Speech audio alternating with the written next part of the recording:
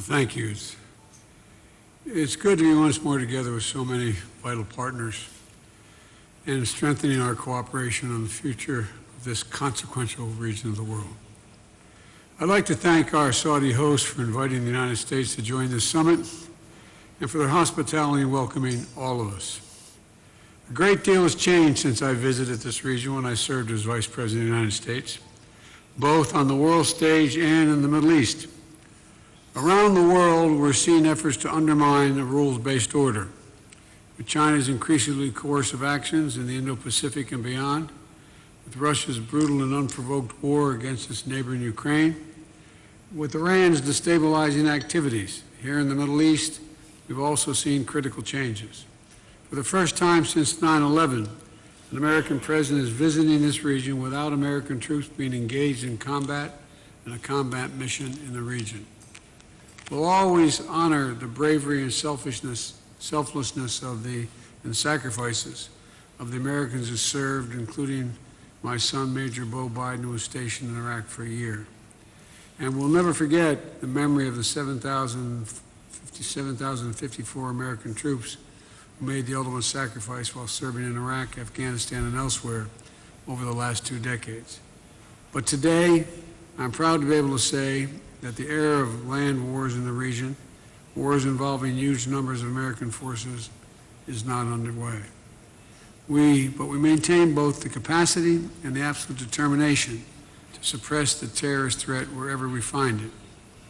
We've demonstrated that this year, eliminating the mirror of ISIS on a daring operation just this week, taking out another key leader of ISIS. We're going to continue our counterterrorism efforts, working with a broad coalition of countries, including everyone around this table. And we will turn our attention and our resources to supporting our partners, strengthening our alliances, and building coalitions to solve the problems facing this region of the world and the world today. The United States is clear-eyed about the challenges in the Middle East and about where we have the greatest capacity to help drive positive outcomes. Our objectives are focused, realistic, and achievable, so that we can target our resources, rebuild trust, and deliver real results. And we will operate in the context of the Middle East as it is today, a region more united than it has been in years. The GCC is a prime example of that. Former rivals reestablish diplomatic and economic ties. New memberships are being forged. And increasingly, the world is seeing the Middle East through the lens of opening and opportunity. Let me state clearly that the United States is going to remain an active, engaged partner in the Middle East. As the world grows more competitive and the challenges we face more complex, it is only becoming clear to me that how closely interwoven America's interests are with the successes of the Middle East. We will not walk away and leave a vacuum to be filled by China, Russia, or Iran. We'll seek to build on this moment with active, principled American leadership. Our new framework for the Middle East has 5 key principles. I'd like to very briefly share them with you today. First, the United States will support and strengthen partnerships with countries that subscribe to the rules-based international order. And we will make sure that those countries can defend themselves against foreign threats. The United States and each of the countries around this table are an essential part of that order because we reject the use of brute force to change borders. When the entire GCC plus Egypt and Jordan voted in the United Nations General Assembly to condemn Russia's invasion of Ukraine, it was a watershed moment. It showed that the core values of sovereignty and territorial integrity are truly universal. And I want to be clear, supporting a rules-based order doesn't mean we always have to agree on every issue.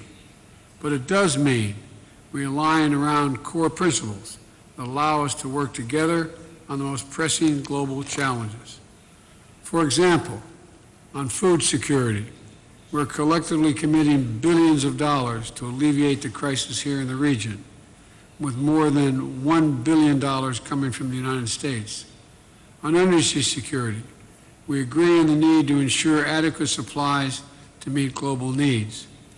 Energy producers have already increased production and look forward to seeing what's coming in the coming months. And on the climate crisis, we're collectively investing hundreds of billions of dollars in clean energy initiatives, increasing our climate ambition, and working together to diversify supply chains and invest in critical infrastructure. And we're looking forward to Egypt and the UAE hosting the next two major UN climate conferences. Second, the United States will not allow foreign or regional powers to jeopardize the freedom of navigation through the Middle East's waterways, including the Straits of Hormuz and Bab el-Mandeb. Nor will we tolerate efforts of any country to dominate another in the region through military buildups, incursions, and/or threats. The free flow of commerce and resources through the Middle East is the lifeblood of the global economy. That's as true today as it has been for decades. And when nations adhere to international rules, it works. So my administration has made it a priority to protect those vital waterways. We've established a new naval task forces to work in partnership with many of your navies to help secure the Red Sea. That includes the first naval task force to use multi-manned surface vessels and artificial intelligence technology to enhance maritime awareness. We're also integrating air defenses and early warning systems to ensure that we can defeat airborne threats. Third, the United States will not just aim to deter threats of regional stability. We will work to reduce tensions, de-escalate, and end conflicts wherever possible. This approach is already reaping dividends. As was mentioned, in Yemen, working closely with Saudi Arabia, Oman, the UAE, and the UN, we forged a truce that is now in its 15th week. We've welcomed the leadership of Iraqi Prime Minister Kadhimi to bring countries from the region together for talks in Baghdad. Thanks to the months of quiet, persistent diplomacy, we helped finalize an agreement to remove international peacekeepers from Tiran Island of the Red Sea and transform an area that once sparked wars into a future hub of peaceful tourism and economic development. And as we continue to work closely with many of you to counter the threats posed at the region by Iran, we're also pursuing diplomacy to return constraints on Iran's nuclear program. But no matter what, the United States is committed to ensuring that Iran never gets a nuclear weapon. Fourth, the United States will build political, economic, and security connections between the U.S. partners wherever possible, while respecting each country's sovereignty and independent choices. Integration, interconnection, these are the underlying themes of our meeting today. How many years have we been trying to connect Iraq's electricity to the GCC grids? I remember being briefed on it in 2016 when I was Vice President of the United States. I said, let's get it done. Well, today, finally, after years of failed efforts and false starts, thanks to the efforts of so many around this table, it's done. New energy projects linking the region, a new free trade deal, investments between neighbors, like the Saudi investments in Egypt and Jordan. And more as we build these connections, the more we'll see the benefits that return to our peoples and will grow. Fifth, the United States will always promote human rights and the values enshrined in the UN Charter. Foundational freedoms are foundational to who we are as Americans. It's in our DNA, but it's also because we know that the future will be won by the countries that unleash the full potential of their populations, where women can exercise equal rights and contribute to building stronger economies, resilient societies, and more modern and capable militaries, where citizens can question and criticize their leaders without fear of reprisal, I've gotten plenty of criticism over the years. It's not fun, but the ability to speak openly and exchange ideas freely is what unlocks innovation.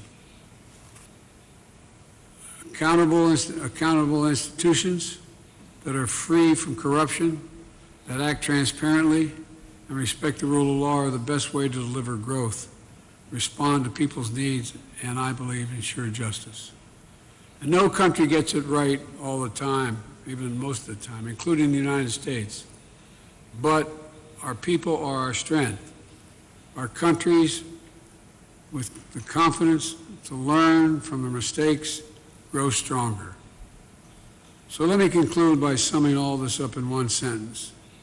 The United States is invested in building a positive future in the region in partnership with all of you, and the United States is not going anywhere. This is a table full of problem solvers. There's a lot of good we can do if we do it together. Thank you again for inviting me to participate in this summit today, and thank you for the many years of partnership between your countries and the United States. God protect our troops. Thank you.